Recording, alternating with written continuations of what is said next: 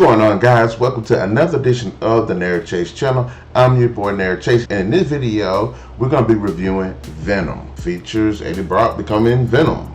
You know, that bad guy from the Spider-Man. Venom was actually one of my favorite characters. I did actually like this version of Venom. I felt like he was actually an evil version of Spider-Man. Yeah, I feel bad for that. No, I don't. Now, I want to go ahead and give my thoughts about this. For one thing, Venom is a great movie. It has a lot good going for it. First of all, if you're one of the guys that just really enjoy Venom from the comics, this feels more like Venom from the comics. I know people didn't like the Spider-Man 3 version. Again, I did actually like that version of the character. But in this one, it feels more closely to the comics. Not only when it comes to just the overall look of the character, but the actions and the characteristics behind the character, his personality. It just feels much more closer to the comic book story. I have to give it to Tom Hardy. He just does a really good job as Eddie Brock. Now, majority of the time you think of Eddie Brock, he seems more like an asshole type character. But in this movie, you feel Eddie Brock more of a sympathetic character, and Tom Hardy does a good job of portraying that. You know what I mean? He's really likable. You can tell he's trying to get up in life, and how his actions just kind of cause this avalanche effect in his life, and where this goes and how it actually bonds him and Venom together is actually pretty good. And I have to say, I really do enjoy the banter between these two characters. Eddie's just trying to be this good guy that's trying to get his life back together, and again, the actions that he's taking that is affecting his life right now, you actually do somewhat feel for the character. And Venom just being this parasitic, just brutal character, how these two banter back and forth, specifically as they're trying to learn how to coexist together. Now, another standout aspect of the film is Michelle Williams. I thought she was a great and fantastic character.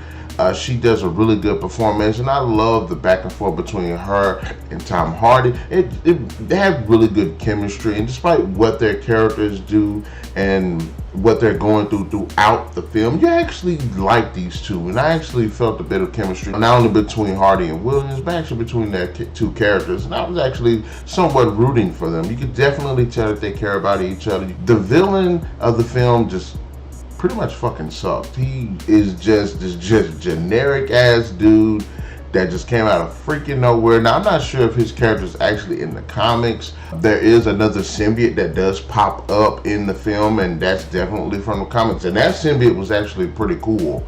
So you actually get to see a bit of symbiote versus symbiote fighting. It's actually well shot. It's actually pretty intense. It's pretty badass, and I got to give it to him.